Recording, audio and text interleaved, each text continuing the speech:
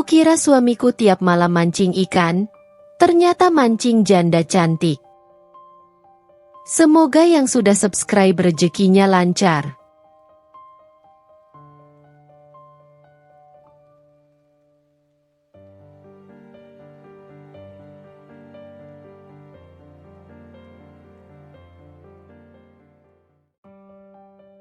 Aku, Dinda, mulai merasa ada yang aneh dengan suamiku, Hiwal.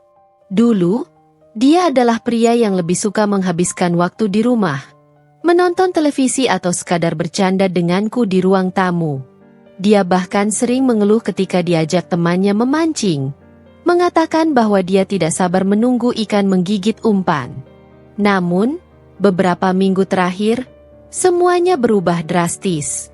Hiwal tiba-tiba begitu bersemangat pergi memancing, hampir setiap malam, bahkan saat cuaca sedang tidak bersahabat.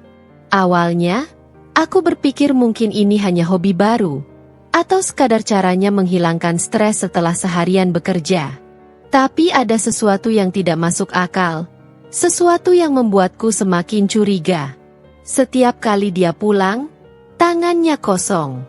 Tidak ada ember berisi ikan, tidak ada aroma amis yang seharusnya menempel di pakaiannya. Yang ada justru bau parfum yang sama sekali tidak familiar.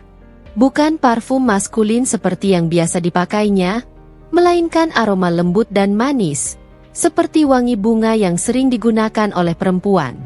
Awalnya aku mencoba mengabaikan hal itu, berpikir mungkin dia tanpa sengaja bersentuhan dengan seseorang di jalan atau terkena parfum dari warung tempat dia membeli rokok. Namun, semakin lama, semakin sulit bagiku untuk percaya bahwa semua ini hanya kebetulan. Malam itu, saat Hiwal kembali dari memancing, aku sengaja menunggu di ruang tamu, pura-pura sibuk dengan ponselku. Begitu dia membuka pintu, aroma parfum itu langsung menyergap hidungku. Kali ini lebih kuat, lebih menyengat, seolah-olah dia baru saja berada di dalam ruangan yang dipenuhi wewangian itu selama berjam-jam. Aku menatapnya lekat-lekat, mencari tanda-tanda kejujuran di matanya, tetapi dia hanya tersenyum tipis dan melepaskan sepatu. Memancing lagi? Tanyaku dengan nada datar. Iya, tapi ikannya nggak mau makan umpan. Jawabnya cepat, terlalu cepat, seolah dia sudah mempersiapkan alasan itu sejak awal. Aku memperhatikan pakaiannya. Celananya bersih, bajunya pun rapi. Tidak ada bekas lumpur, tidak ada jejak air, tidak ada tanda-tanda dia baru saja duduk di pinggir sungai atau danau dalam waktu lama. Jantungku berdetak lebih cepat. Ada perasaan tak nyaman yang mulai merayapi pikiranku. Aku ingin bertanya lebih jauh, tapi aku menahan diri. Aku tidak ingin menuduhnya tanpa bukti. Aku hanya mengangguk dan pura-pura percaya. Tapi dalam hati, aku tahu malam ini adalah awal dari sesuatu yang akan mengubah hidupku. Seiring berjalannya waktu, kebiasaan Hiwal semakin mencurigakan. Awalnya, dia hanya pergi memancing seminggu sekali, lalu semakin sering, hingga hampir setiap malam. Kadang dia pergi setelah maghrib, kadang setelah isya, dan pulang entah jam berapa. Awalnya, aku masih berusaha menanamkan kepercayaan dalam hatiku, mencoba meyakinkan diri bahwa suamiku memang hanya mencari hiburan. Tapi semakin hari, semakin sulit untuk membohongi perasaanku sendiri. Ada sesuatu yang disembunyikannya. Aku merasakannya dengan jelas. Yang membuatku semakin curiga adalah kebiasaan barunya pulang larut malam, bahkan hingga menjelang subuh. Setiap kali aku bertanya kenapa dia pulang begitu terlambat, jawabannya selalu sama, susah banget ikannya nggak mau mendekat Din. Seakan-akan semua ikan di sungai bersekongkol, untuk tidak menggigit umpannya. Aku mungkin tidak terlalu paham soal memancing, tapi aku tahu bahwa tidak mungkin setiap malam dia tidak mendapatkan hasil apapun. Bahkan pemancing amatiran pun sesekali bisa membawa pulang ikan, entah itu besar atau kecil. Namun, Hiwal, dia pulang dengan tangan kosong setiap saat, seolah-olah tujuannya pergi bukan untuk menangkap ikan, melainkan sesuatu yang lain. Selain itu, ada perubahan lain yang tidak bisa kuabaikan. Setiap kali pulang, dia terlihat lebih lelah daripada biasanya. Tapi bukan jenis lelah karena duduk lama menunggu ikan menggigit umpan. Bukan. Dia terlihat seperti seseorang yang telah menghabiskan energi untuk sesuatu yang lebih menguras tenaga. Tatapannya sering kosong, badannya sering lunglai. Tapi ada satu hal yang tidak pernah berubah. Aroma parfum yang semakin hari semakin kuat menempel di tubuhnya. Aku mencoba berpikir positif. Mungkin dia mampir ke warung kopi sebelum pulang. Dan kebetulan wangi parfum pemilik warung menempel di bajunya. Mungkin dia sekadar duduk di sebelah seseorang yang memakai parfum itu. Tapi teori-teori yang kubuat untuk menenangkan diriku sendiri semakin lama terasa semakin bodoh. Sebab, kalaupun benar dia hanya mampir ke warung kopi, kenapa dia tidak pernah membawa pulang sisa kopi atau makanan kecil? Kenapa dia tidak pernah menceritakan apapun tentang perjalanannya? Bahkan, jika benar dia hanya pergi memancing, kenapa dia tidak pernah mengajakku ikut sekali saja? Malam berikutnya, aku sengaja menunggu hingga dia pergi. Aku diam-diam mengintip dari jendela saat dia melangkah keluar rumah. Dengan senter kecil di tangan, dia berjalan ke arah jalan utama. Tapi anehnya, dia tidak menuju ke arah sungai. Dia justru berjalan ke arah lain, ke jalur yang lebih gelap, yang biasanya tidak dilewati orang jika ingin memancing. Aku menggigit bibir, menahan diri untuk tidak langsung berlari dan menariknya kembali ke rumah. Tidak, aku tidak bisa gegabah. Aku harus tahu lebih banyak. Sepanjang malam, aku gelisah di tempat tidur, menunggu suara langkah kakinya di teras. Aku menahan diri untuk tidak mengirim pesan atau menelepon, karena aku tahu dia hanya akan menjawab dengan alasan yang sama. Ketika akhirnya dia pulang hampir menjelang subuh, aku berpura-pura tertidur. Aku mendengar langkahnya yang pelan, seakan-akan dia takut membangunkanku. Aku mengintip sedikit dan melihatnya melepas baju dengan cepat, langsung menuju kamar mandi. Saat dia keluar, aroma parfum yang tadi menempel di tubuhnya sudah hilang, tergantikan oleh bau sabun.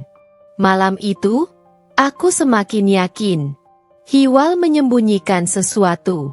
Dan aku bertekad untuk mencari tahu apa sebenarnya yang dia lakukan setiap malam. Malam itu, aku duduk di ruang tamu dengan perasaan yang tidak menentu. Hiwal sudah bersiap-siap dengan peralatan memancingnya. Seutas tali pancing tua yang sebenarnya jarang sekali dipakainya sebelumnya, serta ember kosong yang selalu kembali dalam keadaan yang sama. Dia tampak terburu-buru, seolah ingin segera pergi sebelum aku sempat bertanya-tanya lebih jauh. Tapi aku tidak akan tinggal diam kali ini. "Kamu memancing lagi malam ini?" tanyaku, berusaha menjaga nada suaraku agar terdengar biasa saja. "Iya," jawabnya singkat, sambil mengikat tali sepatunya. "Dengan siapa?" "Rudy," katanya tanpa menoleh ke arahku. Aku terdiam sejenak. Rudy adalah salah satu teman lama Hiwal. Seseorang yang rumahnya hanya berjarak beberapa gang dari sini. Aku memang jarang berbicara langsung dengannya, tapi aku tahu satu hal, Rudy bukan tipe orang yang suka memancing di malam hari. Dia lebih suka nongkrong di warung kopi atau bermain kartu dengan teman-temannya. Aku menelan kecurigaanku dalam-dalam dan mengangguk pelan, berpura-pura tidak tertarik dengan jawabannya. "Baiklah, hati-hati," kataku akhirnya, membiarkannya pergi. Semakin larut, dan aku masih terjaga. Pikiranku berputar-putar memikirkan kebohongan Hiwal malam ini. Aku tahu dia tidak pergi memancing dengan Rudy. Aku tahu dia menyembunyikan sesuatu. Tapi apa?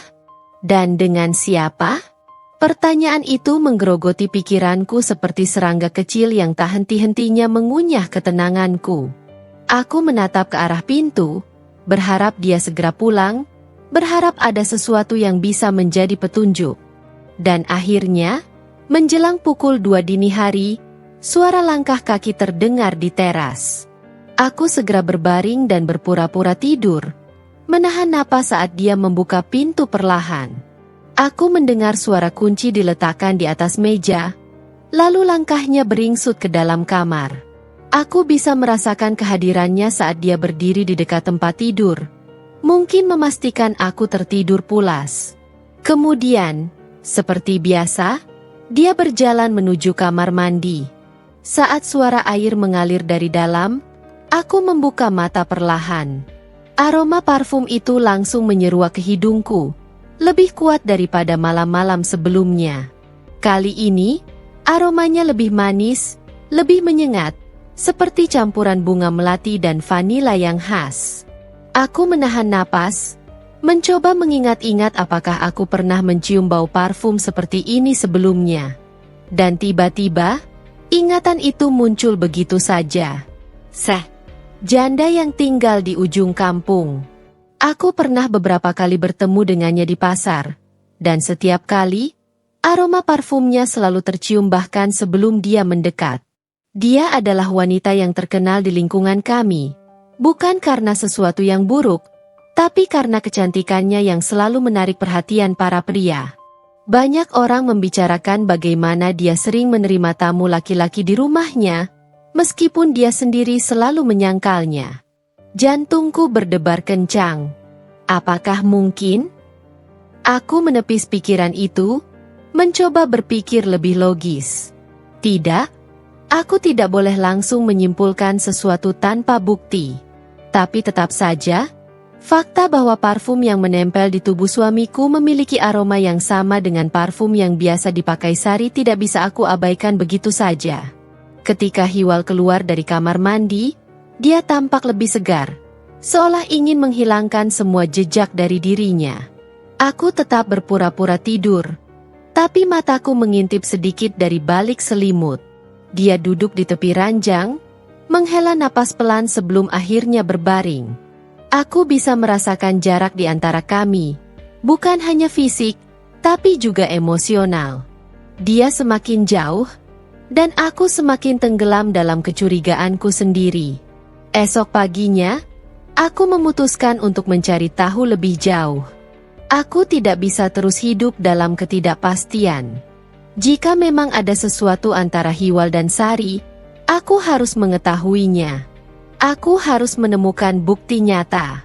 Saat Hiwal pergi bekerja, aku langsung bersiap. Aku mengenakan pakaian sederhana dan berjalan menuju warung tempat ibu-ibu kampung biasa berkumpul. Aku tahu, jika ada yang tahu tentang gerak-gerik mencurigakan di kampung ini, mereka pasti tahu. Benar saja, begitu aku bergabung dengan mereka dan berpura-pura ikut membicarakan harga beras yang naik, pembicaraan mulai mengarah ke sesuatu yang lebih menarik. Kalian tahu nggak? Tadi malam aku lihat seseorang jalan ke rumah Sari, kata Bu Yati, wanita parubaya yang selalu tahu semua gosip terbaru. Siapa? Tanya salah satu ibu dengan nada penasaran. Nggak jelas, soalnya dia jalan agak cepat, tapi badannya tinggi dan agak gemuk, pokoknya bukan anak muda, jawab Bu Yati. Aku menelan ludah. Aku tahu betul siapa yang memiliki postur seperti itu. Apa mungkin suami orang? Seloroh seorang ibu lain, membuat mereka tertawa kecil. Aku ikut tertawa, tapi dalam hati, aku merasakan sesuatu yang jauh dari lucu. Aku semakin yakin bahwa ada sesuatu yang terjadi antara suamiku dan Sari. Aku harus mencari tahu lebih dalam. Aku tidak bisa hanya duduk dan mendengarkan gosip. Aku harus melihatnya dengan mata kepalaku sendiri. Malam ini, aku akan mengikuti Hiwal. Aku harus tahu kemana dia benar-benar pergi. Malam itu, aku duduk di ruang tamu dengan perasaan yang berkecamuk. Pikiranku masih dipenuhi oleh gosip yang kudengar tadi siang, tentang seseorang yang berjalan cepat menuju rumah Sari di tengah malam.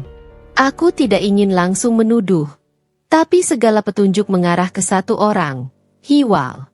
Aku harus menegaskan kecurigaanku. Aku harus tahu yang sebenarnya. Seperti yang sudah kuduga, setelah Isya, Hiwal mulai bersiap-siap. Dia mengenakan jaket favoritnya, yang selalu dia pakai setiap kali memancing. Aku memperhatikan setiap gerak-geriknya dengan saksama. Tangannya terlihat sedikit gelisah saat mengancingkan jaket, seakan dia sadar sedang diamati. "Kamu pergi lagi?" tanyaku, berusaha menjaga nada suara tetap tenang. "Iya," jawabnya singkat, tanpa menoleh. "Dengan siapa kali ini?" Dia terdiam sesaat, seakan otaknya berputar mencari jawaban yang paling meyakinkan. "Sendiri aja," katanya akhirnya. Aku menyilangkan tangan di dada, menatapnya tajam. "Sendiri? Tumben. Biasanya kamu bilang pergi sama Rudy." Hiwal terdiam. Matanya akhirnya menatapku, tapi hanya sekilas. Aku bisa melihat keraguan di sana, tanda bahwa pikirannya sedang bekerja keras untuk mencari alasan lain. "Iya, Rudy nggak bisa. Jadi aku sendiri aja." Aku menarik napas dalam-dalam, lalu menghembuskannya perlahan. Saat itu, aku tahu aku harus mengatakan sesuatu. Aku tidak bisa terus diam dan membiarkan dia menganggapku bodoh. "Kamu benar-benar pergi memancing, Mas?" tanyaku, kali ini dengan nada yang lebih serius. "Tentu saja," jawabnya cepat, terlalu cepat. "Lalu, kenapa setiap kali kamu pulang, kamu nggak pernah bawa ikan?" Aku mencondongkan tubuh ke arahnya, menatap matanya lekat-lekat. "Dan kenapa setiap kali kamu pulang, ada aroma parfum yang bukan milikmu di bajumu?" Wajah Hiwal menegang. Untuk pertama kalinya, aku melihatnya benar-benar kehilangan kata-kata. Dia menelan ludah, mencoba tetap tenang, tapi aku bisa melihat tangannya sedikit gemetar saat dia merogoh saku jaketnya. "Apa maksudmu, Din?" Dia mencoba tertawa, tapi terdengar canggung. "Mungkin aku kena parfum orang di warung kopi atau..." "Sari," potongku cepat. Tubuhnya langsung kaku. Wajahnya seketika berubah. Dia tampak terkejut, seakan namanya adalah sesuatu yang tidak seharusnya kusebut. "Apa?"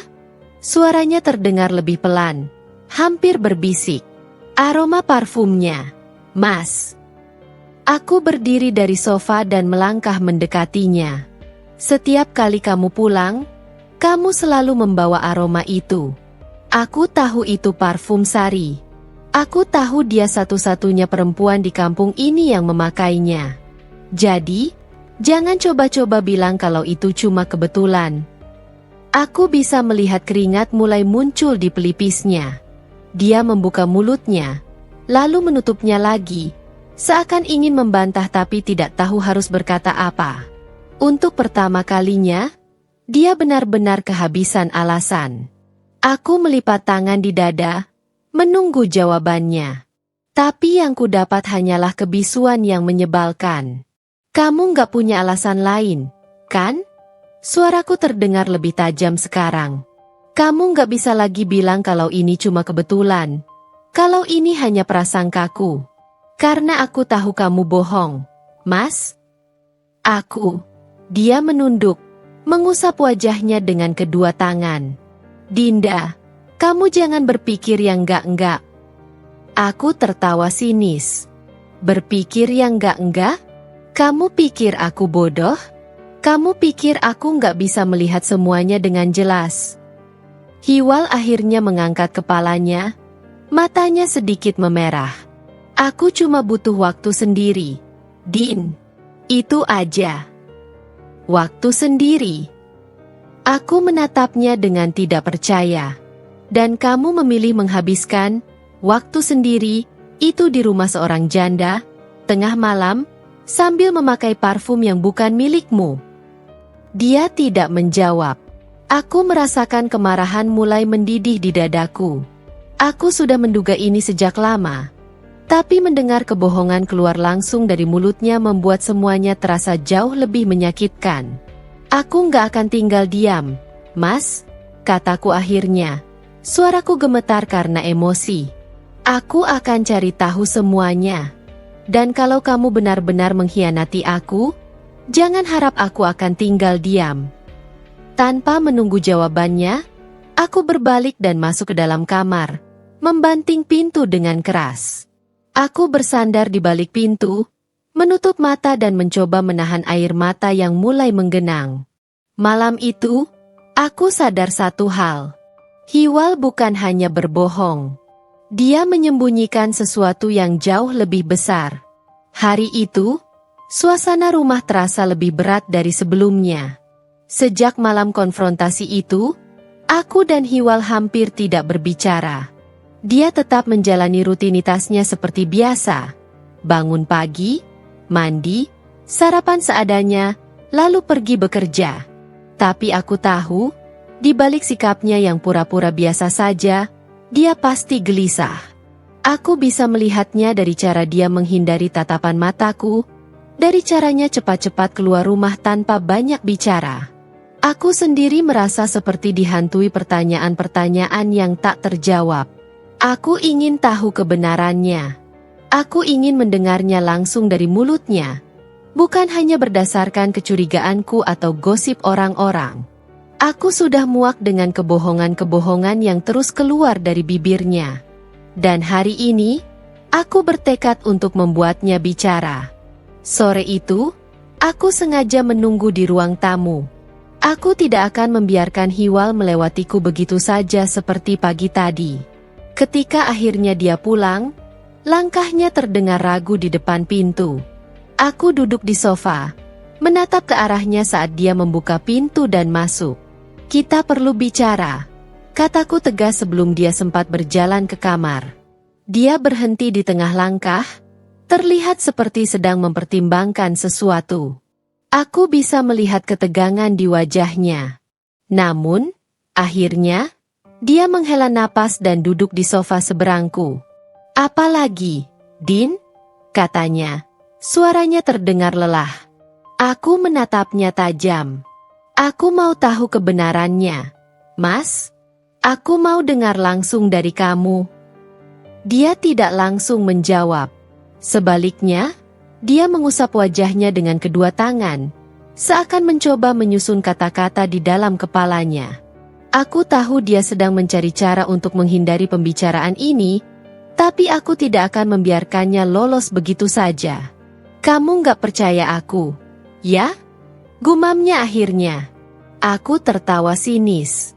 "Gimana aku bisa percaya kalau kamu terus-terusan bohong? Aku tahu kamu nggak pergi memancing.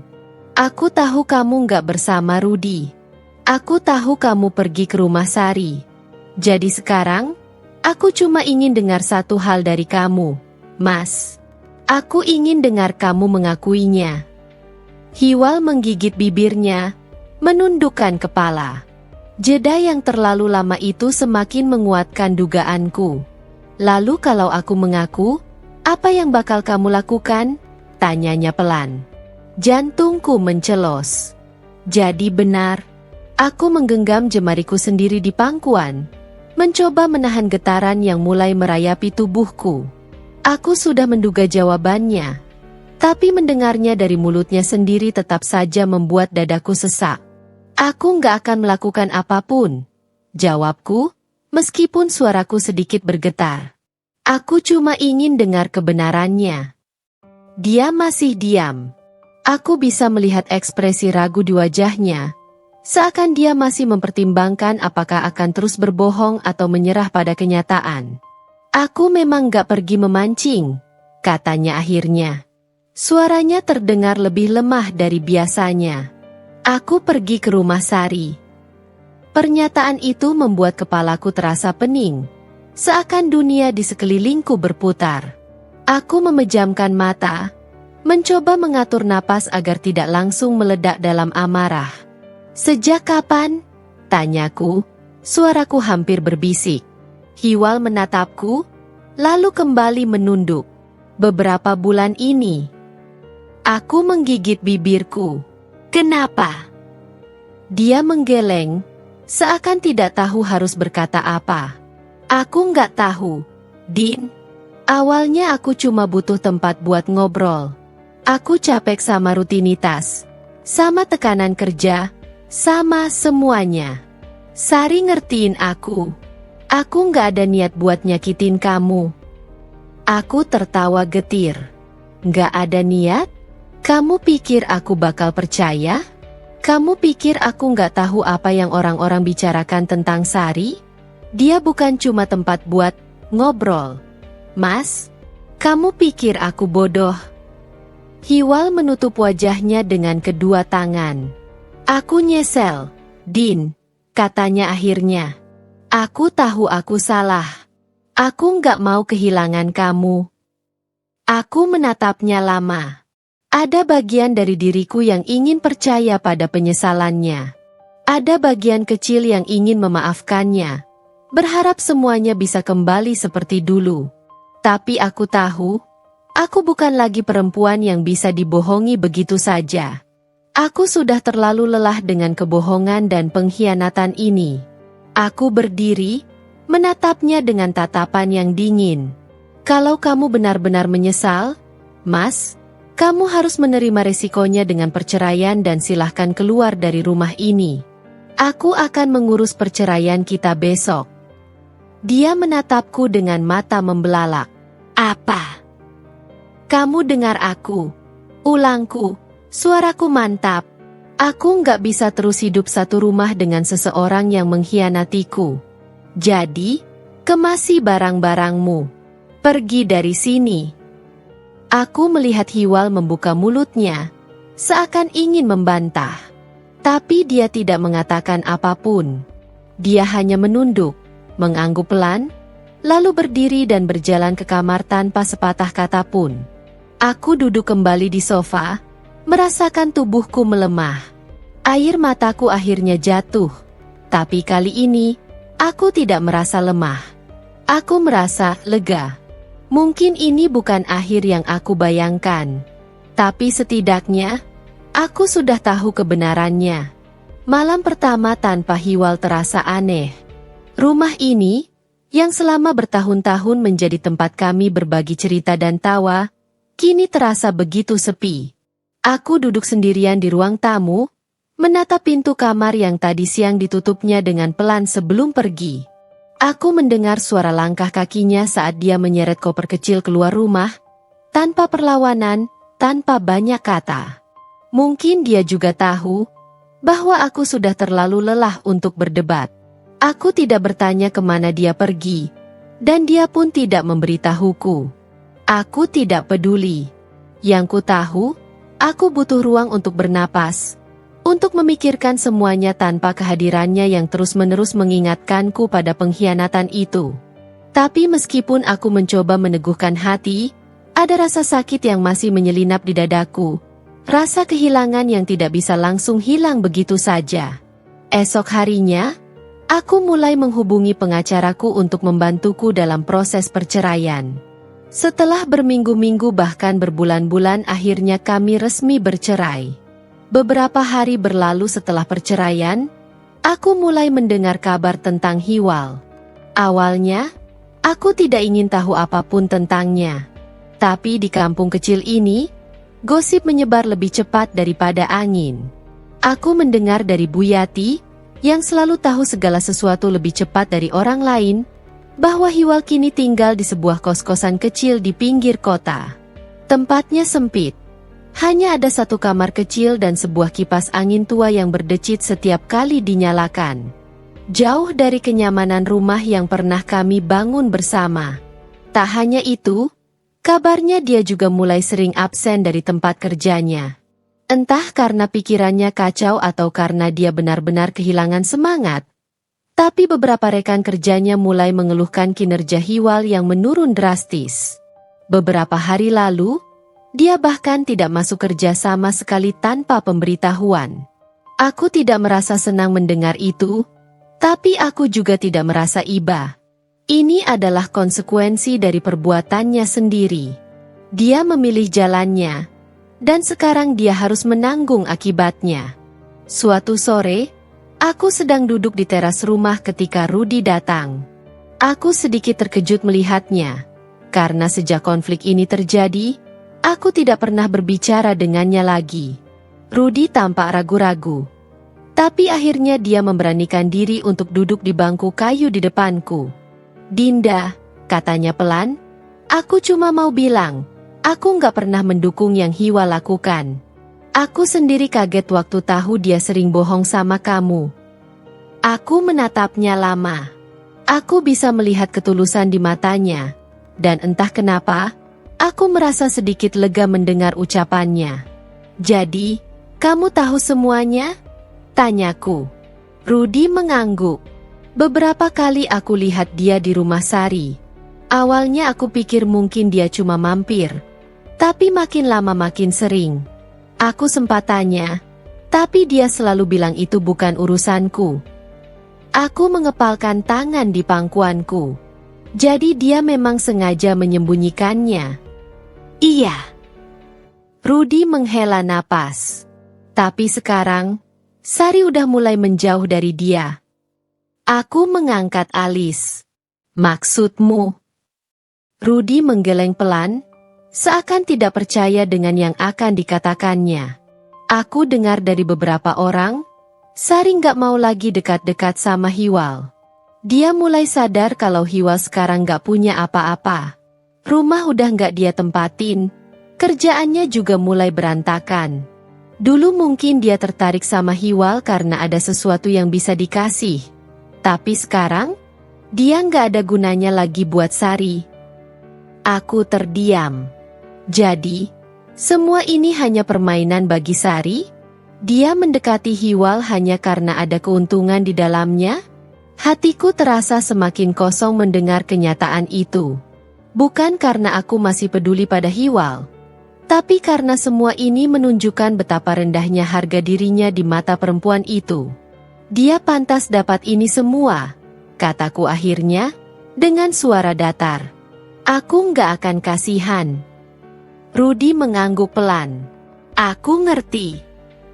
Kami terdiam beberapa saat. Lalu, sebelum pergi, Rudy menatapku dan berkata, "Dinda, kamu lebih baik tanpanya. Jangan biarkan dia menghancurkan hidup kamu lebih jauh lagi." Aku hanya tersenyum kecil. Aku sudah tahu itu sejak awal. Tapi kini, aku semakin yakin bahwa aku memang pantas mendapatkan sesuatu yang lebih baik. Malam itu, untuk pertama kalinya dalam beberapa hari, aku tidur dengan lebih nyenyak. Hari demi hari berlalu, dan kabar tentang Hiwal semakin jarang ku dengar. Aku tidak lagi mencari tahu, tapi kampung kecil ini seperti jaring laba-laba yang selalu membawa kabar kemanapun anginnya berhembus. Aku mendengar bahwa dia semakin sering duduk termenung di warung kopi dekat kosannya, terlihat lusuh dan tidak bersemangat. Teman-temannya yang dulu sering bersamanya mulai menghilang satu persatu. Tidak ada lagi yang ingin bergaul dengan lelaki yang telah mengkhianati istrinya demi seorang janda yang kini bahkan tidak lagi menggubrisnya. Aku duduk di teras rumah, menikmati segelas teh hangat saat Bu Yati, tetangga sebelah yang selalu tahu segala gosip terbaru, berjalan mendekat dengan senyum penuh arti. Aku bisa menebak bahwa dia datang membawa kabar baru. "Din, sudah dengar berita terbaru tentang Sari?" tanyanya sambil menarik kursi kayu dan duduk di sampingku tanpa menunggu izin. Aku menghela napas, berusaha menunjukkan bahwa aku tidak tertarik, meskipun dalam hati ada sedikit rasa penasaran. "Apalagi sekarang?" Bu Yati tersenyum penuh kemenangan, lalu mendekat seakan-akan yang akan dia katakan adalah rahasia negara. Katanya, dia udah nggak mau lagi sama Hiwal, bisiknya dramatis. Aku dengar sendiri waktu dia ngomong sama temannya di pasar. Dia bilang dia nggak ada urusan lagi sama laki-laki yang nggak punya masa depan. Aku mengangkat alis, sedikit terkejut, meskipun dalam hati aku sudah menduga hal ini akan terjadi. Sari memang selalu dikenal sebagai perempuan yang hanya mau dekat dengan laki-laki yang bisa memberinya keuntungan. Sejak awal, dia tidak benar-benar peduli pada Hiwal. Dia hanya menikmati perhatian, hadiah-hadiah kecil, dan mungkin rasa puas karena bisa merebut suami orang. Tapi begitu Hiwal jatuh miskin, kehilangan rumah, dan hampir kehilangan pekerjaannya, dia tak lagi menarik bagi Sari. Jadi, Dia benar-benar membuang Hiwal? Tanyaku, mencoba untuk tidak terdengar terlalu puas.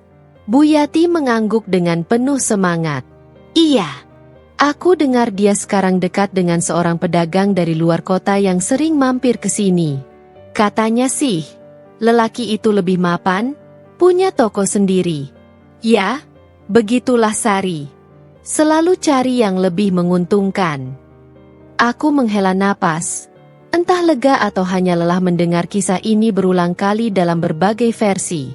Aku tidak terkejut dengan tindakan Sari. Tapi aku masih merasa heran bagaimana Hiwal bisa begitu bodoh mempercayainya sejak awal. Dan Hiwal? Tanyaku akhirnya, meskipun aku tidak yakin ingin tahu jawabannya. Bu Yati terkekeh. Oh, dia sekarang seperti orang linglung. Kemarin aku lihat dia duduk sendirian di warung kopi. Mukanya kusut seperti orang yang kehilangan segalanya. Mungkin dia baru sadar kalau semua ini salahnya sendiri. Aku diam sejenak, mencerna kata-kata itu. Ada bagian kecil dalam diriku yang ingin merasa kasihan pada Hiwal. Tapi rasa sakit yang dia berikan padaku jauh lebih besar daripada simpati yang bisa aku rasakan. Aku menyesap tehnya perlahan, menikmati kehangatannya yang terasa menenangkan di tenggorokanku. Seharusnya dia sadar dari awal, kataku akhirnya. Sekarang dia harus menanggung akibat dari pilihannya sendiri. Bu Yati mengangguk setuju. Iya, Din. Kadang karma itu nggak perlu kita cari. Dia datang sendiri pada waktunya. Aku tersenyum tipis. Aku tidak percaya sepenuhnya pada konsep karma. Tapi aku percaya bahwa setiap perbuatan ada konsekuensinya. Dan kini, Hiwal mulai merasakan akibat dari semua kebohongan dan pengkhianatannya. Aku tidak lagi memikirkan apakah dia akan bangkit dari keterpurukannya atau semakin jatuh. Itu bukan urusanku. Yang ku tahu, aku telah mengambil langkah pertama untuk membebaskan diriku dari luka ini. Dan untuk pertama kalinya sejak semua ini dimulai, aku merasa sedikit lebih ringan. Malam itu, udara terasa lebih dingin dari biasanya. Aku baru saja menutup pintu setelah memastikan semua lampu di luar sudah dimatikan ketika suara ketukan terdengar dari depan. Ketukan itu pelan, ragu-ragu, seolah orang di balik pintu tidak yakin apakah ia benar-benar ingin berada di sana. Aku menghela napas panjang. Sejak kepergian Hiwal dari rumah, aku sudah menduga saat seperti ini akan tiba. Saat dia akhirnya kembali, mencoba memperbaiki semuanya dengan kata-kata manisnya yang dulu pernah berhasil membuatku luluh. Aku berjalan ke pintu dengan hati-hati, menenangkan diri agar tidak terbawa emosi. Ketika aku membukanya, di bawah cahaya redup lampu teras, berdirilah Hiwal. Wajahnya tampak lebih kurus dibanding terakhir kali aku melihatnya. Rambutnya berantakan, matanya sembab, dan bajunya terlihat lusuh. Seakan dia sudah berhari-hari tidak merawat dirinya sendiri. Dinda, katanya, suaranya serak seperti baru saja menelan segenggam kesedihan. Boleh aku masuk? Aku tidak langsung menjawab. Aku menatapnya lama, membiarkan keheningan menggantung di antara kami. Dalam hatiku, aku bertanya-tanya, apakah ini pria yang dulu pernah kucintai? Pria yang dulu selalu berjanji akan menjagaku, tapi malah memilih mengkhianatiku demi kesenangan sesaat? Kenapa kamu kesini, Mas? Tanyaku akhirnya. Suaraku lebih dingin dari yang aku maksudkan. Dia menggeser kakinya gelisah, seperti anak kecil yang ketahuan melakukan kesalahan. Aku ingin bicara. Aku ingin memperbaiki semuanya, katanya. Suaranya penuh harapan. Aku hampir tertawa mendengar kata-katanya. Memperbaiki semuanya? Seakan yang dia lakukan hanya kesalahan kecil yang bisa dimaafkan dalam sekejap. Seakan pengkhianatan, kebohongan, dan rasa sakit yang dia berikan bisa dihapus hanya dengan beberapa kata penyesalan. Mas, kataku pelan, berusaha menjaga emosiku tetap stabil. Kamu pikir semuanya bisa diperbaiki semudah itu? Dia menunduk, menggigit bibirnya. Aku tahu aku salah, Din. Aku tahu aku sudah menyakitimu. Aku bodoh. Aku lemah. Aku nggak tahu kenapa aku melakukan itu semua. Tapi sekarang aku sadar, nggak ada yang lebih berarti buatku selain kamu. Aku menggeleng pelan. Kamu baru sadar setelah Sari meninggalkanmu? Hiwal terkejut, seolah tidak menyangka aku akan langsung menyinggung hal itu. Dia mencoba berkata sesuatu, tapi tidak ada kata-kata yang keluar dari mulutnya. Wajahnya yang lelah semakin terlihat suram. Aku dengar semuanya, Mas, lanjutku. Aku tahu Sari sudah tidak peduli lagi padamu. Aku tahu kamu kehilangan pekerjaan karena terlalu sibuk mengejar perempuan yang bahkan tidak pernah benar-benar menginginkanmu. Dan sekarang, ketika kamu tidak punya siapa-siapa lagi, kamu datang kepadaku, berharap aku akan menerimamu kembali. Hiwal mengangkat wajahnya, matanya memancarkan kepanikan yang hampir membuatku merasa kasihan. Bukan begitu, Din. Aku benar-benar menyesal. Aku ingin berubah. Aku tahu aku sudah hancurkan kepercayaanmu. Tapi aku mohon, beri aku kesempatan sekali lagi. Aku menutup mata, mengambil napas panjang sebelum menjawab. Mas, aku sudah memikirkan ini sejak lama. Saat pertama kali kamu pergi, aku masih berharap mungkin suatu hari aku bisa memaafkanmu. Tapi semakin lama aku hidup tanpamu, semakin aku menyadari sesuatu. Hiwal menatapku penuh harap. Apa? Aku menatap matanya tajam, memastikan dia mendengar setiap kata yang akan kukatakan. Aku lebih bahagia tanpamu. Kalimat itu menghantamnya lebih keras dari tamparan manapun. Aku bisa melihat bagaimana tubuhnya sedikit melemah, bagaimana wajahnya semakin kehilangan warna. Dia mencoba mencari kata-kata, tapi tidak ada yang bisa dia katakan untuk membantah kenyataan itu. Dinda aku. Pergilah, Mas, potongku tegas. Aku sudah terlalu lelah. Aku sudah terlalu banyak menangis untuk seseorang yang bahkan tidak pernah memikirkan bagaimana perasaanku saat dia memilih pergi ke pelukan perempuan lain. Sekarang, saat aku mulai menemukan kedamaian dalam hidupku, aku tidak ingin kamu datang dan menghancurkannya lagi. Hiwal terdiam lama. Matanya berkaca-kaca, tapi aku tidak bisa lagi melihat pria yang dulu pernah aku cintai. Yang berdiri di hadapanku sekarang hanyalah bayangan seseorang yang telah kehilangan segalanya. Setelah beberapa saat, dia akhirnya mengangguk pelan. Baik, katanya, suaranya hampir berbisik. Aku mengerti. Dia berbalik perlahan, melangkah pergi dengan bahu yang tertunduk. Aku mengawasinya sampai dia menghilang di balik gelapnya malam. Tidak ada lagi beban di dadaku. Tidak ada lagi keinginan untuk menahannya atau memaafkannya. Aku menutup pintu dengan tenang. Untuk pertama kalinya dalam waktu yang lama, aku merasa benar-benar bebas. Pagi itu, sinar matahari menerobos masuk melalui jendela kamarku, menyentuh wajahku dengan kehangatan yang selama ini seakan hilang dari hidupku. Aku membuka mata perlahan, merasakan udara segar yang mengalir melalui tirai yang sedikit berkibar di tiup angin. Ada sesuatu yang berbeda hari ini, bukan tentang dunia luar, melainkan tentang diriku sendiri. Untuk pertama kalinya dalam waktu yang lama, aku bangun tanpa perasaan sesak di dada. Tidak ada bayangan masa lalu yang menghantuiku, tidak ada kesedihan yang membebani langkahku. Aku turun dari tempat tidur, menatap pantulan diriku di cermin.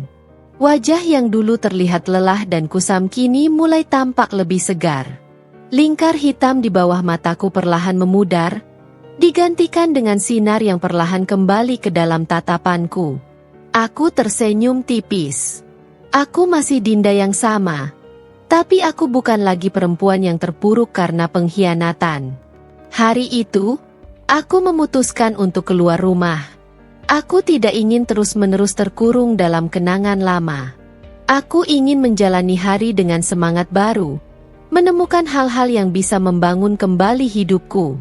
Aku melangkah ke dapur, menyeduh secangkir kopi, dan menyesapnya dengan tenang. Kopi yang dulu terasa pahit kini memiliki rasa yang berbeda. Entah karena aku mulai terbiasa, atau karena aku mulai menikmati hidup tanpa beban. Sejak kepergian Hiwal, aku menyadari bahwa aku perlu melakukan sesuatu untuk mengisi kekosongan dalam hidupku. Aku tidak bisa selamanya duduk di rumah, terjebak dalam pikiran dan kenangan yang hanya akan menyakitiku.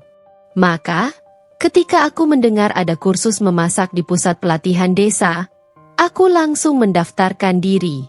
Hari pertama kursus, aku merasa sedikit canggung. Aku tidak mengenal siapapun di sana, dan sebagian besar peserta adalah ibu-ibu yang lebih tua dariku. Tapi begitu kelas dimulai, aku menyadari bahwa aku menyukai suasana ini. Aku menikmati aroma rempah yang memenuhi udara, suara alat-alat dapur yang saling beradu, dan tawa ringan dari para peserta saat mencoba resep baru. Aku bertemu dengan beberapa orang baru yang membuatku merasa lebih diterima. Ada Lina, seorang janda ceria yang selalu bisa membuat orang lain tertawa dengan candanya. Ada juga Rani, seorang ibu muda yang ingin belajar memasak untuk keluarganya. Mereka tidak tahu tentang kisahku, dan aku tidak merasa perlu menceritakannya. Di sini, aku bukan lagi Dinda yang disakiti. Aku adalah Dinda yang sedang belajar menemukan kembali kebahagiaannya. Beberapa minggu berlalu, dan aku mulai menemukan ritme baru dalam hidupku. Setiap pagi, aku bangun dengan semangat, memikirkan menu apa yang akan kucoba hari itu. Aku mulai bereksperimen dengan berbagai resep, mengisi dapur dengan aroma masakan yang menggugah selera. Bahkan, aku mulai berpikir untuk membuka usaha kecil-kecilan, mungkin menjual kue atau makanan ringan di pasar. Suatu sore, aku duduk di teras rumah, menikmati secangkir teh hangat sambil menatap langit yang mulai berubah warna saat matahari terbenam. Aku mengingat kembali betapa dulu aku pernah merasa hidupku hancur. Betapa aku berpikir bahwa aku tidak akan pernah bisa bahagia lagi. Tapi sekarang, aku menyadari bahwa kebahagiaan tidak selalu datang dari orang lain. Kebahagiaan sejati datang dari dalam diri sendiri. Dari bagaimana kita memilih untuk bangkit setelah terjatuh. Aku tidak lagi menyalahkan diri sendiri atas apa yang terjadi. Aku tidak lagi merasa perlu mencari jawaban atas semua pertanyaan yang dulu menghantuiku. Aku hanya ingin melangkah maju, menjalani hidupku dengan lebih baik. Aku berhak bahagia. Dan aku tidak akan membiarkan masa lalu menghalangi langkahku lagi. Malam itu, sebelum tidur, aku melihat ponselku dan melihat pesan dari Rani. Din, besok ikut aku ke toko bahan kue. Yuk, aku mau beli beberapa bahan untuk coba resep baru. Kita bisa sekalian jalan-jalan. Aku tersenyum. Aku tidak akan menolak kesempatan untuk melakukan sesuatu yang menyenangkan. Aku membalas pesannya dengan cepat. Tentu. Sampai ketemu besok, Ran. Aku meletakkan ponselku di meja dan menarik selimut. Aku tahu bahwa perjalanan ini masih panjang. Bahwa mungkin aku akan menghadapi lebih banyak tantangan di masa depan. Tapi untuk saat ini, aku sudah berada di jalur yang benar. Aku telah memilih untuk terus maju, dan aku tidak akan menoleh ke belakang lagi. Untuk pertama kalinya sejak lama, aku tidur dengan hati yang benar-benar tenang. Kehidupan Hiwal setelah kepergiannya dari rumah tidak berjalan seperti yang mungkin dia bayangkan. Aku sudah tidak mendengar banyak kabar tentangnya, tapi sesekali cerita tentangnya sampai juga ke telingaku, dibawa oleh percakapan para tetangga atau dari orang-orang yang pernah mengenalnya. Dan dari semua yang kudengar, satu hal yang pasti, Hiwal bukan lagi pria yang dulu ku kenal. Dia kini seperti bayangan dirinya sendiri, pria yang kehilangan segalanya karena kebodohannya sendiri. Aku tidak merasa senang mendengar kabar itu, tapi aku juga tidak bisa mengatakan bahwa aku iba. Aku hanya merasa, ini adalah akibat yang seharusnya ia terima. Aku pernah terluka karenanya. Dan kini ia harus merasakan bagaimana rasanya hidup dalam keterpurukan. Salah satu cerita yang paling sering kudengar adalah bagaimana Hiwal mulai kesulitan memenuhi kebutuhannya sendiri. Sejak kehilangan pekerjaannya karena terlalu sering bolos, dia sempat mencoba mencari pekerjaan lain. Tapi di kampung kecil ini, berita menyebar dengan cepat. Semua orang tahu tentang perbuatannya, dan tidak banyak yang mau memberinya kesempatan. Beberapa kali, dia terlihat duduk di warung kopi kecil di pinggir jalan, dengan pandangan kosong menatap gelas kopinya yang hampir dingin. Dulu, warung itu adalah tempatnya tertawa bersama teman-temannya, berbagi cerita tentang pekerjaannya, atau sekadar bercanda. Tapi sekarang, dia duduk sendirian, dan teman-temannya yang dulu dekat dengannya satu persatu menjauh. Mereka tidak ingin bergaul dengan seseorang yang tidak bisa setia pada istrinya sendiri. Apalagi seseorang yang telah kehilangan semua yang membuatnya dihormati. Yang lebih menyedihkan, dia juga kehilangan Sari, perempuan yang dulu dia kejar mati-matian.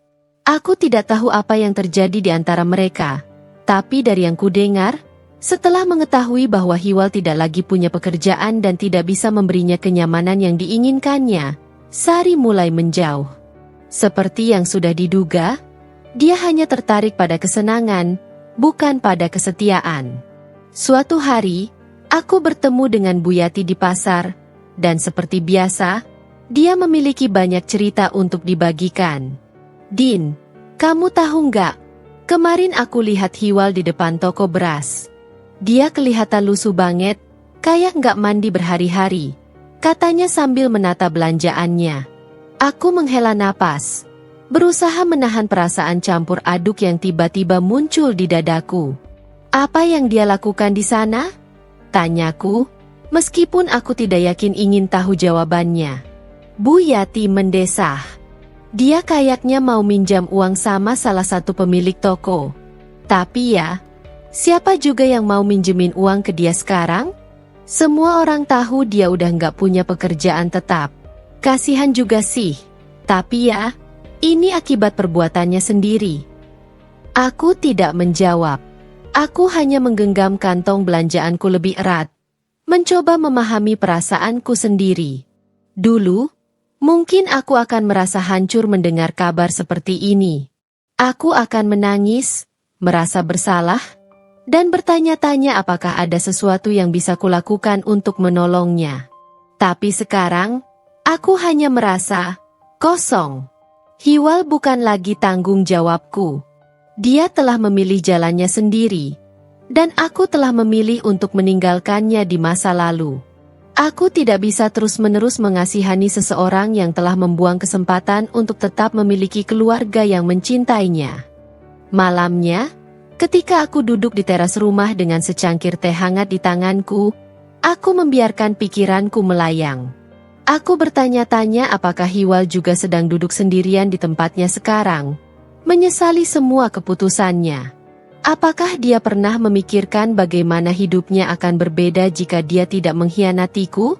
Apakah dia menyesal kehilangan segalanya hanya demi seseorang yang bahkan tidak benar-benar peduli padanya? Aku menarik napas dalam-dalam. Aku tidak akan pernah tahu jawabannya. Dan jujur saja, aku tidak peduli lagi. Yang ku tahu adalah bahwa aku telah memilih jalan yang benar. Jalan yang membawaku ke arah yang lebih baik, jauh dari luka dan kesedihan yang pernah dia tinggalkan. Dan untuk pertama kalinya, aku merasa benar-benar bebas dari bayangannya. Hari itu, aku sedang sibuk merapikan meja kecil tempatku menjual kue di sudut pasar desa. Sudah beberapa minggu sejak aku mulai usaha kecil-kecilan ini, dan aku merasa semakin menikmati hari-hariku. Pagi-pagi sekali, aku akan bangun, menyiapkan adonan, memanggang kue hingga harum memenuhi rumah, lalu membawa semuanya ke pasar. Tidak hanya membuatku sibuk, tapi juga memberiku kesempatan bertemu banyak orang baru, berbincang, dan perlahan-lahan membangun kembali kepercayaan diriku yang dulu sempat hancur. Saat aku tengah menata toples-toples berisi kue kering, seseorang tiba-tiba berdiri di depan lapakku. "Permisi," Ini kuenya masih ada. Aku mengangkat wajah, dan untuk beberapa detik, aku terpaku. Seorang pria berdiri di hadapanku, mengenakan kemeja biru muda yang lengan pendeknya tergulung rapi. Wajahnya terlihat ramah, dengan senyum yang hangat dan sorot mata yang membuatku merasa nyaman seketika. Dia tampak lebih muda dari Hiwal, mungkin seumuranku, atau sedikit lebih tua. Aku mengangguk cepat, mencoba mengembalikan fokusku. Oh, iya, masih ada. Mau coba yang mana? Dia melihat ke dalam toples, lalu menunjuk kue nastar yang baru saja aku tata. Nastar ini kelihatannya enak. Buatan sendiri? Aku tersenyum. Iya, semua buatan sendiri. Baru matang tadi pagi. Dia mengangguk puas, lalu mengambil satu kue dan mencobanya di tempat. Begitu menggigit, matanya membesar sedikit. Lalu dia mengangguk-angguk. Wow, enak banget. Rasa nanasnya pas, nggak terlalu manis, nggak terlalu asam. Aku tersenyum lebar. Terima kasih. Kalau suka, bisa beli setoples. Aku kasih harga spesial. Candaku. Dia tertawa kecil. Boleh. Oh iya, namaku Ardi. Kebetulan aku baru pindah ke desa ini. Aku buka bengkel di dekat jalan raya. Aku mengangkat alis. Oh, yang bengkel baru itu? Aku pernah lihat pas lewat. Dia mengangguk. Iya, masih baru. Aku lagi coba bangun usaha sendiri di sini. Percakapan kami berlanjut lebih lama dari yang aku perkirakan. Biasanya, pelanggan hanya datang, membeli kue, dan pergi. Tapi dengan Ardi, aku merasa nyaman untuk mengobrol lebih lama. Dia menceritakan sedikit tentang hidupnya. Bagaimana dia sebelumnya bekerja di kota sebelum memutuskan kembali ke desa dan membuka bengkel sendiri. Aku juga menceritakan tentang usahaku. Bagaimana aku baru mulai dan masih belajar banyak hal. Setelah membeli beberapa toples kue, Ardi berpamitan. Aku pasti bakal sering beli kue di sini. Selain karena enak, aku juga suka ngobrol sama penjualnya. Katanya dengan senyum menggoda sebelum pergi. Aku hanya tertawa kecil dan menggelengkan kepala. Tapi setelah dia pergi, aku menyadari sesuatu. Untuk pertama kalinya dalam waktu yang lama, aku merasa ada sesuatu yang berbeda di dadaku. Perasaan yang bukan lagi kesedihan atau luka, melainkan sesuatu yang lebih ringan, lebih menyenangkan. Seperti bunga yang perlahan mulai mekar setelah musim dingin yang panjang. Beberapa hari berlalu, dan Ardi benar-benar menepati janjinya. Dia sering datang ke lapakku, kadang membeli kue, kadang hanya sekadar berbincang. Aku mulai merasa nyaman dengannya, dan tanpa kusadari, aku menunggu kehadirannya setiap pagi. Suatu sore, saat aku tengah membereskan lapak, Ardi datang membawa 2 gelas es teh. Ini buatmu, katanya, menyerahkan 1 gelas padaku. Aku menerimanya dengan heran. Loh, kok tiba-tiba bawain minuman? Dia tersenyum. Anggap aja gantian. Kamu sering jualan kue buat aku, sekarang aku yang traktir kamu. Aku tertawa kecil.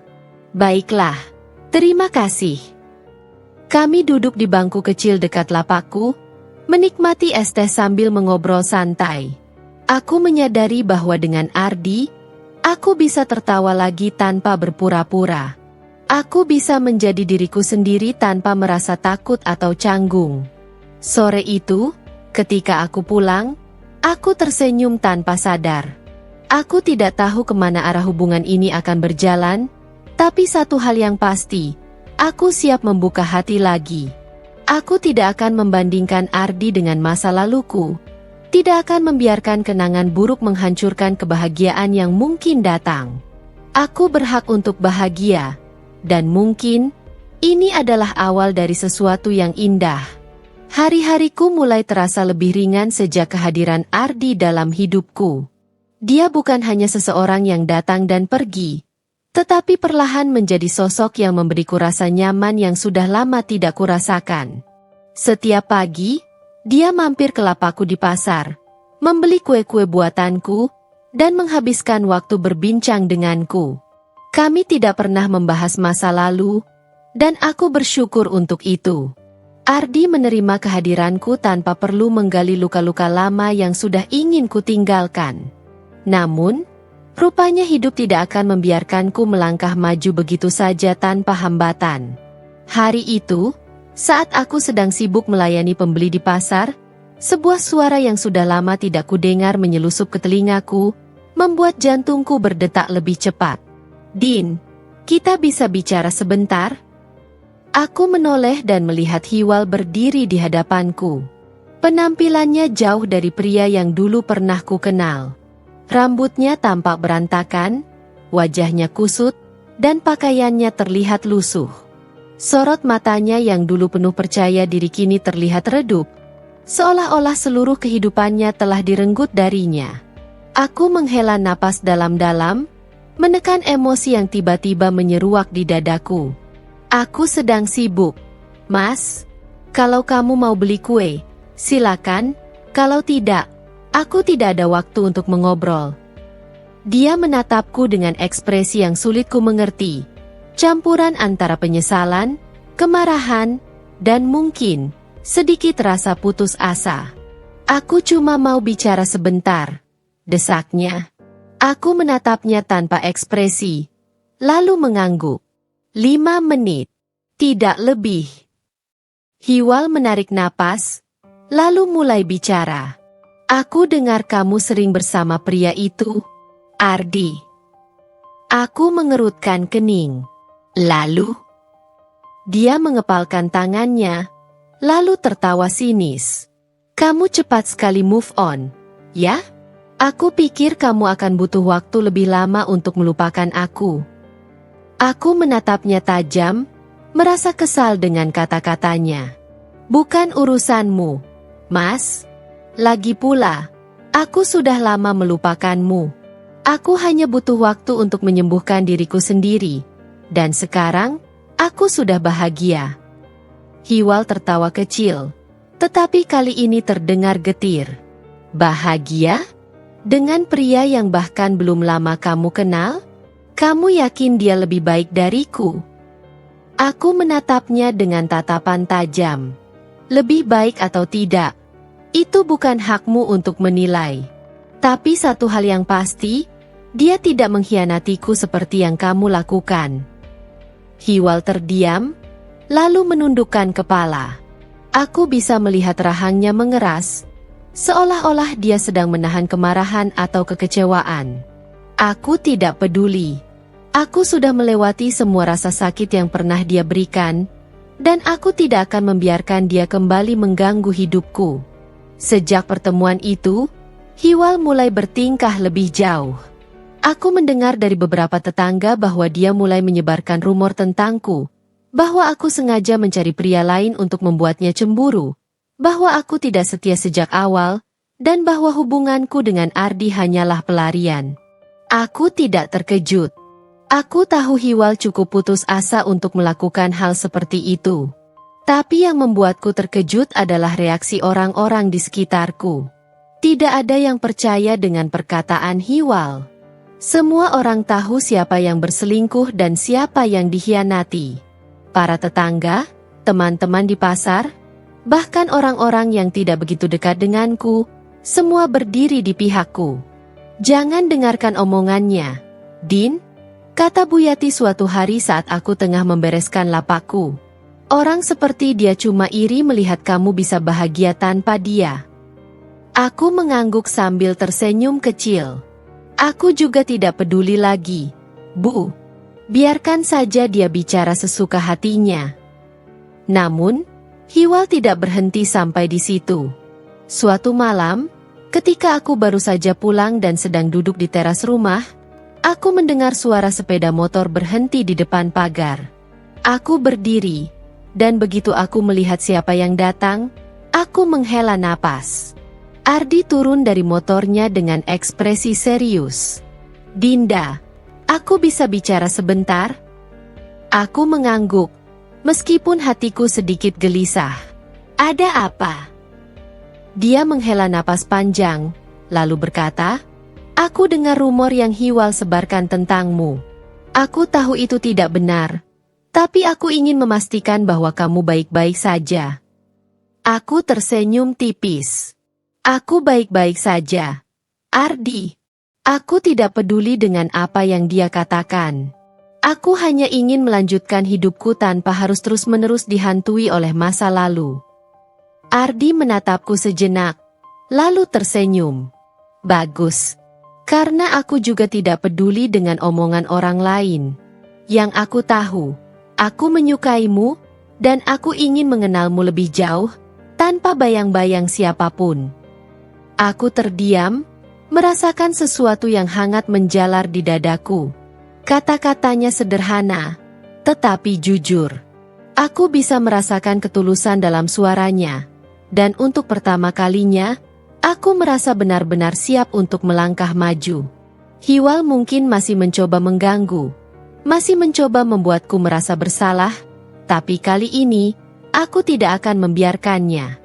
Aku sudah meninggalkan masa laluku, dan tidak ada yang bisa menyeretku kembali ke dalam kegelapan yang dulu menyelimutiku. Malam itu, aku tidur dengan perasaan tenang. Tahu bahwa apapun yang Hiwal lakukan, dia tidak akan pernah bisa menghancurkan kebahagiaanku yang baru. Hari itu, aku sedang duduk di dapur, menikmati secangkir teh hangat sambil membaca buku resep. Sejak berjualan kue di pasar, aku semakin bersemangat mencoba resep-resep baru. Rasanya menyenangkan bisa melakukan sesuatu yang kucintai dan melihat orang lain menikmatinya. Tetapi ketenangan sore itu terganggu ketika ponselku tiba-tiba berdering. "Din, kamu sudah dengar kabar soal Hiwal?" Suara Bu Yati terdengar sedikit panik di seberang telepon. Aku meletakkan cangkirku, tiba-tiba merasa gelisah. "Kabar apa, Bu?" "Dia kecelakaan. Jatuh dari motor saat mengantar barang. Sekarang dia ada di rumah sakit." Aku terdiam. Kabar itu seperti pukulan tak terduga. Meskipun aku tahu seharusnya aku tidak terlalu terkejut. Kehidupan Hiwal memang sudah berantakan sejak dia kehilangan pekerjaannya. Dia mengambil pekerjaan serabutan, termasuk menjadi kurir untuk sebuah toko kelontong. Mungkin karena kelelahan, mungkin juga karena pikirannya tidak fokus, dia mengalami kecelakaan. Setelah menghela napas panjang, aku akhirnya bertanya, "Dia baik-baik saja?" Bu Yati terdengar ragu sejenak sebelum menjawab, "Tidak terlalu parah, tapi cukup serius. Kakinya patah, dan dia harus dirawat selama beberapa minggu. Masalahnya, tidak ada yang menjenguknya." Aku terdiam lagi. Tidak ada yang menjenguknya? Aku tahu Hiwal kehilangan banyak teman setelah skandal perselingkuhannya terbongkar, tetapi aku tidak menyangka bahwa dia akan benar-benar sendirian dalam kondisi seperti ini. Bahkan Sari, wanita yang dulu dia kejar mati-matian, sepertinya sudah benar-benar menghilang dari hidupnya. Setelah beberapa menit berpikir, aku memutuskan untuk pergi ke rumah sakit.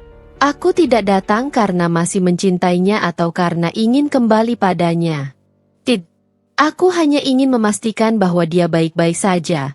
Dan mungkin, ini adalah cara terakhirku untuk benar-benar menutup bab dalam hidupku yang melibatkan dirinya.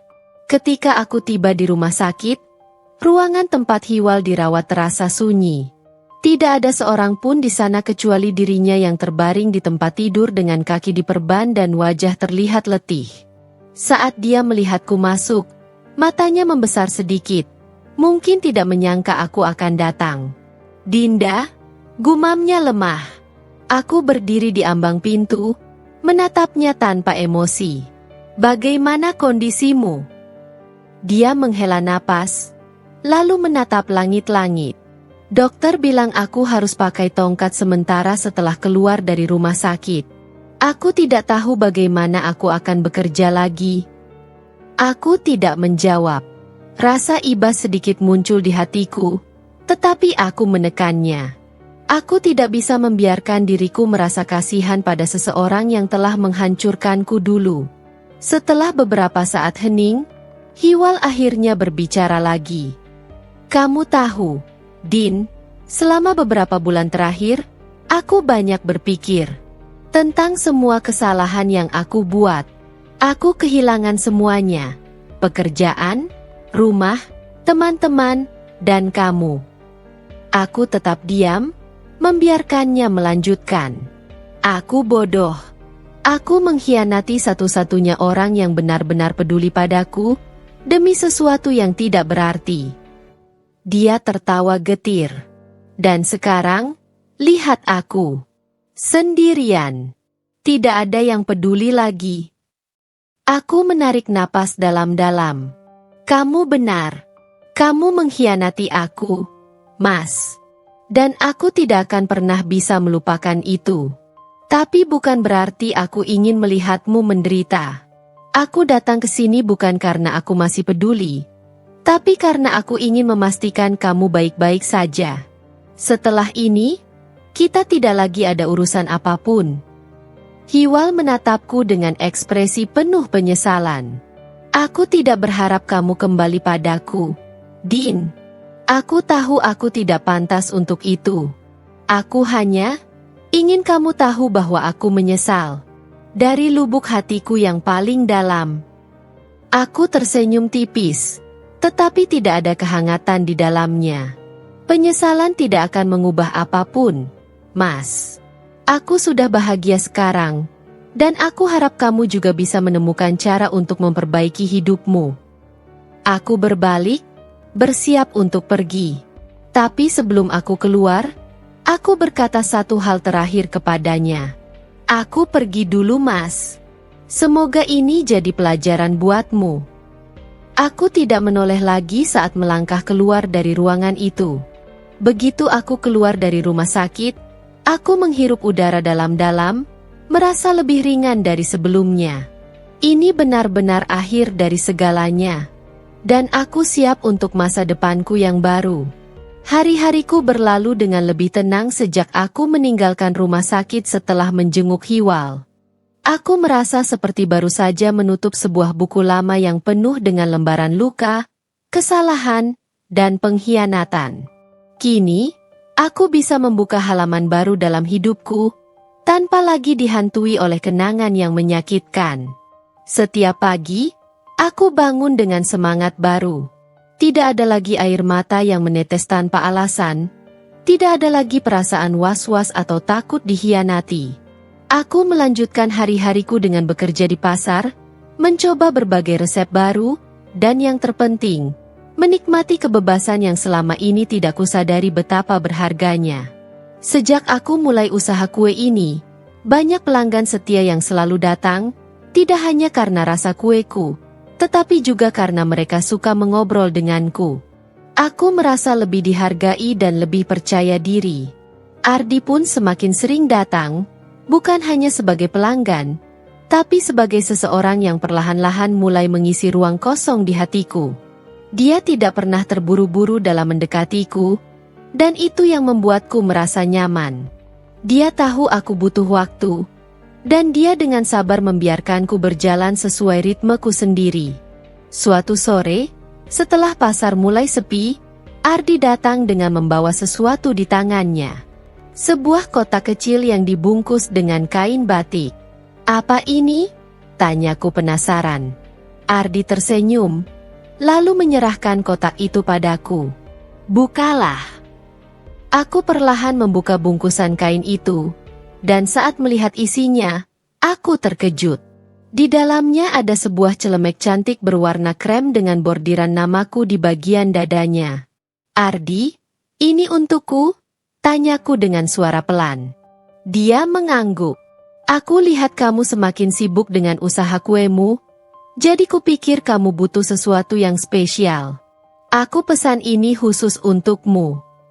Aku menatapnya, merasakan sesuatu yang hangat merayap di dadaku. Itu bukan hadiah yang mahal, tetapi sangat bermakna.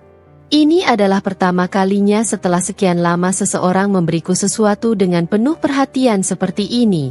Terima kasih, Ardi, ucapku tulus. Dia tersenyum, lalu duduk di bangku kecil di sampingku. Aku senang melihat kamu bahagia, Dean. Kamu pantas mendapatkan lebih dari apa yang dulu kamu alami. Aku menghela napas, lalu menatapnya. Aku dulu berpikir aku tidak akan pernah bisa bahagia lagi setelah semua yang terjadi. Tapi sekarang, aku merasa berbeda. Aku merasa lebih bebas, lebih percaya diri. Aku tidak lagi merasa terbebani oleh masa lalu. Ardi menatapku lekat-lekat. Karena kamu memang kuat, Dean. Kamu sudah melewati banyak hal, dan kamu masih bisa berdiri tegak. Itu luar biasa. Aku tersenyum. Mungkin dulu aku lemah. Aku terlalu takut kehilangan sesuatu yang sebenarnya tidak berharga. Tapi sekarang, aku tahu bahwa kebahagiaanku tidak bergantung pada orang lain. Aku bisa menciptakannya sendiri. Ardi mengangguk setuju. Dan aku akan ada di sini, kalau kamu butuh seseorang untuk berbagi kebahagiaan itu. Aku menatapnya lebih lama kali ini. Ada sesuatu dalam dirinya yang membuatku merasa bahwa mungkin, untuk pertama kalinya dalam hidupku, aku bertemu seseorang yang benar-benar melihatku apa adanya. Tanpa ekspektasi, tanpa paksaan, tanpa kebohongan. Hari-hari berlalu, dan aku semakin yakin bahwa aku telah menemukan kebahagiaan yang kucari. Tidak, kebahagiaan itu bukan berasal dari seseorang, tetapi dari diriku sendiri. Dan Ardi hanyalah seseorang yang menambah warna dalam perjalanan baruku ini. Aku telah belajar mencintai diriku sendiri. Dan sekarang, aku siap membuka hati untuk cinta yang lebih sehat, lebih jujur, dan lebih indah. Matahari sore menebarkan cahaya keemasan di langit, menyelimuti jalan kecil menuju rumahku dengan rona hangat yang menenangkan. Aku duduk di teras, menikmati semilir angin yang membawa aroma tanah basah setelah hujan singkat tadi siang. Di tanganku, ada secangkir teh melati yang masih mengepul. Aku menarik napas dalam-dalam, membiarkan ketenangan ini meresap ke dalam hatiku. Aku sadar, ini adalah kebahagiaan yang selama ini ku cari. Ketenangan tanpa rasa takut, tanpa beban, dan tanpa bayang-bayang masa lalu yang menghantuiku. Tapi rupanya, takdir ingin memberikan satu pertemuan terakhir sebelum aku benar-benar menutup bab lama dalam hidupku. Saat aku menyesap tehku, suara sepeda motor tua berhenti di depan rumahku. Aku menoleh dan mendapati sosok yang sudah lama tak kulihat berdiri di sana. Hiwal. Dia tampak jauh berbeda dari terakhir kali aku melihatnya di rumah sakit. Wajahnya masih terlihat lelah, dan langkahnya sedikit tertatih dengan bantuan tongkat. Pakaiannya sederhana, dan matanya, yang dulu selalu dipenuhi kesombongan, kini tampak kosong, seperti orang yang telah kehilangan arah dalam hidupnya. Aku tidak mengatakan apa-apa saat dia melangkah mendekat. Dia berdiri beberapa meter di depanku, tampak ragu. Aku bisa merasakan beban di bahunya, seolah-olah ada ribuan kata yang ingin dia ucapkan, tapi dia tak tahu harus mulai dari mana. Apa kabar, Dean? Akhirnya dia berbicara. Suaranya lebih pelan dari yang kuingat. Aku meletakkan cangkir teh di meja kecil di sampingku, menatapnya tanpa ekspresi. Aku baik. Dia mengangguk, lalu menghembuskan napas panjang. Aku dengar, kamu bahagia sekarang. Aku tersenyum kecil. Ya, aku bahagia. Dia tertawa hambar, lalu menundukkan kepala. Itu bagus. Kamu memang pantas bahagia, Dean. Lebih dari siapapun. Aku tidak menjawab. Aku hanya membiarkannya berbicara. Membiarkannya menuangkan apapun yang masih mengganjal dalam hatinya. Aku ingin meminta maaf lagi, Dean. Lanjutnya. Aku tahu ini mungkin tidak ada artinya lagi buatmu. Aku tahu aku sudah terlalu banyak berbuat salah. Dan aku kehilangan segalanya karena kebodohanku sendiri. Tapi aku hanya ingin kamu tahu bahwa aku benar-benar menyesal. Aku menarik napas dalam-dalam, lalu menatapnya dengan tenang. Mas, aku sudah memaafkanmu sejak lama. Tapi memaafkan bukan berarti aku bisa melupakan semuanya dan berpura-pura tidak terjadi apa-apa. Aku sudah memilih jalanku sendiri, dan jalanku tidak lagi bersinggungan denganmu. Dia mengangguk pelan, lalu tersenyum pahit. Aku mengerti. Aku tidak berharap kamu kembali, Din. Aku hanya ingin menutup semuanya dengan baik. Aku mengamati wajahnya sejenak, mencari tanda-tanda kebohongan, tetapi yang kutemukan hanyalah kelelahan dan penyesalan. Aku tahu, ini adalah akhir bagi kami. Tidak ada lagi yang tersisa untuk diperjuangkan. Hiwal menatapku sekali lagi sebelum akhirnya berbalik, melangkah menjauh dengan tongkatnya. Aku melihatnya pergi, tanpa ada keinginan sedikitpun untuk memanggilnya kembali. Aku tidak lagi merasa sakit, tidak lagi merasa marah. Yang ada hanyalah rasa lega. Aku kembali duduk, menyesap tehku yang mulai mendingin. Rasanya berbeda sekarang. Lebih nikmat, lebih ringan, seolah-olah aku baru saja membuang beban yang selama ini masih tersisa di hatiku. Malamnya, Ardi datang ke rumah seperti biasa. Dia membawakan beberapa bahan untuk resep baru yang ingin kami coba bersama. Saat dia melihatku, dia tersenyum hangat. Kamu kelihatan lebih tenang hari ini, katanya sambil duduk di sampingku. Aku mengangguk. Aku merasa seperti baru saja menutup pintu yang seharusnya sudah kututup sejak lama. Ardi tidak bertanya lebih jauh. Dia hanya tersenyum, lalu menggenggam tanganku. Tidak ada kata-kata yang perlu diucapkan, karena dia tahu aku sudah benar-benar bebas. Aku menatap langit malam yang bertabur bintang, merasakan angin yang berembus pelan. Aku tahu, aku tidak hanya menemukan kebahagiaan, tetapi juga menemukan diriku sendiri.